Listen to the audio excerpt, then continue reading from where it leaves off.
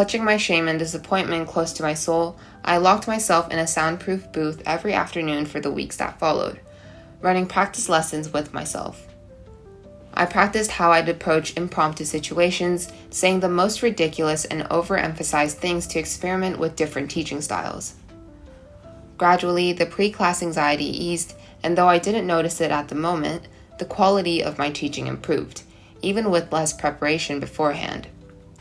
Instead of sneaking glances down at my notes of potential words and sentences to practice, I paid close attention to the lesson itself, how the children pronounced each word on the slide, which letters they had particular trouble pronouncing. I caught on to the smaller than smallest details, and I made sure to go over the specific sounds the children struggled with rather than pulling up with pre-prepared words. I spent the next summer doing the same thing in Battambang, Cambodia, in person. 10 days were a blur of bus rides, teaching children, playing games, teaching local teachers, daily reflections, and lesson planning. During one of the teaching sessions, one of the local Khmer teachers said, "You seem very quiet, Teacher Claire." Quiet? I repeated with surprise. I had remained pretty outgoing throughout the trip. Still, she was spot on, and we had barely known each other. "Yeah, introverted maybe. That's pretty much me," I replied with a shaky laugh. "That's okay. I'm like that too sometimes, you know?" Slowly, I stopped obsessing about preparation. For school presentations, I drafted up a script, practiced it a few times, made edits by pen for the larger revisions, and just spoke from there. No more revising, retyping, reprinting. My heart still batted against my rib cage, and occasionally my breathing grew dangerously rapid, but I survived.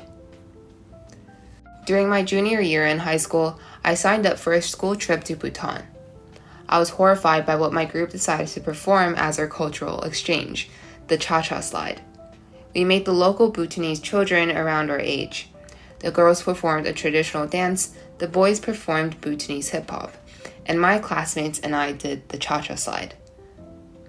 I understood that it was meant to be a meaningful activity, but the room was full of uncomfortable glances and suppressed laughter. Laughter not aimed at people or performances, but at the sheer awkwardness of it all. On stage, I shuffled to the back every chance I got, embarrassed by the confidence my classmates were exuding in our performance. No one seemed entertained. Only when we were given free time did the real conversations begin. We were in a big room with plastic chairs and benches lined up, the Singapore group and the local kids sitting on opposite sides. All I said was hi before turning back to face forward. Then I turned back to them erratically and asked, "What's your name?" using the singular version as I addressed a group of 4 girls. I smacked my head internally, appalled by my horrendous use of language. "Tring Choki," one of the girls said. She had a very cute, perfectly curled bangs and wore a plum-colored kira. Wait, can you say that again?" I asked, feeling awful that I couldn't pronounce her name. Names are important, but the ts was a brand new phonetic for me. "Ngawang Deki Choden," another girl, younger, maybe 12, jumped in. I blinked. "Ngawang Deki Choden," she repeated. Our conversations were simple, just questions and answers back and forth. "What classes do you take? How long is your school day? What do you do after school? Do you have any siblings?" They were really simple questions derived from a mixture of both curiosity and nerves. "Claire, you're really lively," Choki said on this 3rd day. I was lost for words. Me? Lively? I had been so sure that I was awkward and quiet with my erratic turns and random questions.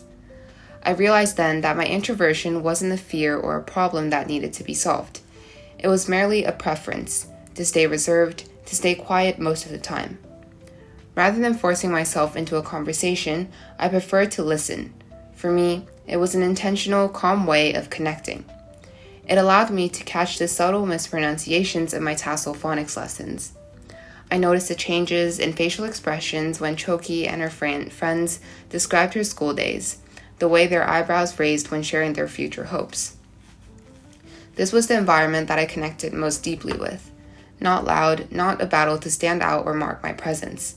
When I let go of the fear that used to paralyze me in classroom discussions and presentations, I found quiet confidence, attentiveness, And to be honest, I do okay. Still, I have to remind myself that, for me, the best experiences and friendships are born from quiet, calm, perhaps even awkward conversation. Silence isn't always uncomfortable. I don't need to chase it away, but let it sit with me.